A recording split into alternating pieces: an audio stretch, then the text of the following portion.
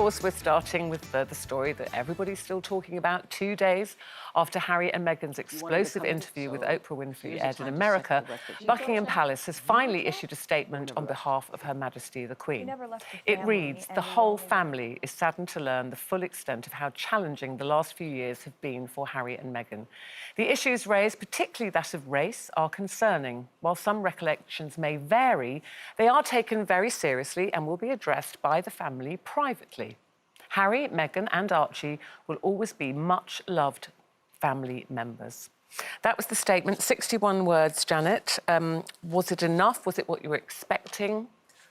I think what the Queen's done in that statement has made it sufficiently personal enough that it carries her voice. After the death of Princess Diana, she was criticised for not saying anything. And it did seem as if back in those days, the royal family was paralysed and didn't know how to respond and didn't know how to display any emotion. I think there's a little bit of emotion in this statement. There's enough emotion for us to feel comfortable with, that they say that they're very valued members of the family. But it also says there are two versions of events.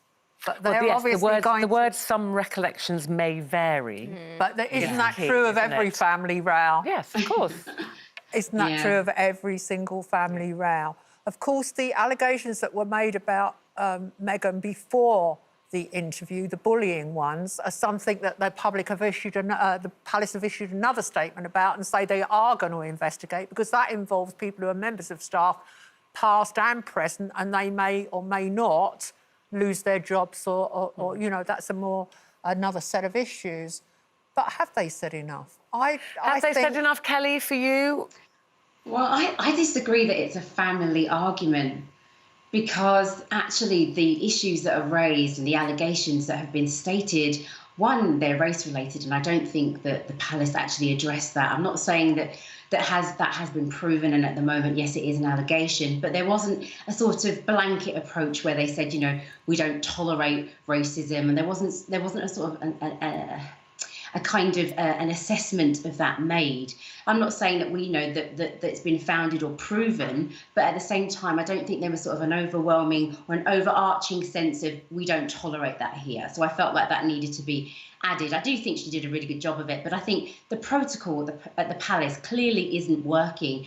And it is an organisation like any other. And they went to HR with their complaints and they weren't heard. So for me, there needs to be an overarching look at the protocols, what happens. I mean, maybe they're just outdated and they need to be re-looked at, where people, if they are feeling uncomfortable or clearly there was I felt so sorry for Meghan. She was clearly struggling with her mental health. If she's at the point of being suicidal and not being heard, then that organisation clearly needs to re-look at those protocols and how they address issues like that with members of the family. But I think that's the thing, Kelle, where this statement says some recollections may vary, is that we haven't heard the other side of that story. Yeah. We haven't heard from the people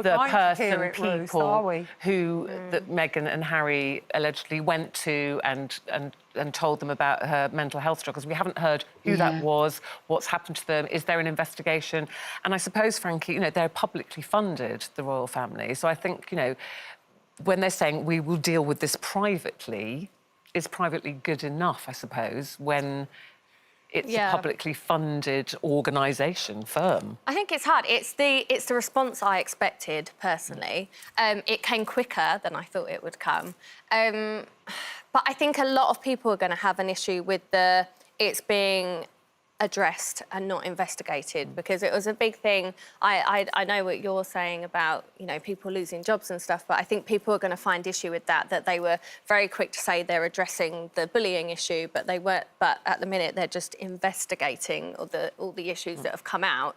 And we don't know the ins and outs. We're never really going to know each side. Although I will say that I know that they are public figures, but also, for me, it made me feel a little bit happier that they are kind of addressing it as a family as well, because my biggest take from that interview was, at the end of the day, yes, they are the royal family, but they're a family. Yes, Well, but Janet, she families has are to- dysfunctional. Sorry Exactly, to interrupt. but that's- Families I mean, are it's sad. dysfunctional, and at the moment we've only got one set of allegations. And the big question is, do we really accept the Queen to rebut every single allegation, to go through everything that was said in that, 2-hour-plus interview and say, well, we've looked into this, this is what we're going to do and this is what we're not going to do? And I think there's no way that's ever I going don't to think they have happen. to address every issue, but I think there's two very big issues that they are going to have to address, aren't Well, they? Kelly, But I they think- said the issues raised. She says the issues raised, particularly that of race, are concerning. Were you pleased that she used the word race, that she addressed the word race? They didn't try and sweep that under the carpet? Well, again, back to my original point, this isn't a family problem. This is an organisation that have that kind of sense of the bullying thing. We know that this is from colonialism, from slavery. We know the history of the royal family, and so I wasn't surprised that. For me, if I'm really honest, I'm just really glad that Meghan had the bravery to speak her truth, because I think, there have been so many problems that have happened in the royal family over the years that have been swept under the carpet, and there's been no one with a real voice to say what's happening. And they were brave enough to say, this is what happened to us, this is our experience. Yes, I am happy that they're going to be looking at those issues, but what I really want us to get away from is this is not just a family argument. This is a problem that's happening within the organisation. Any other organisation is forced to address those issues. If it's an issue of bullying, which they are addressing, if it's an issue of racism, they have to deal with those issues, as any organisation would. I don't think that the monarchy needs to be separated from that. There's one last thing, Janet, I felt a little bit in the kind of the third paragraph. It's only 61 words, 3 short paragraphs.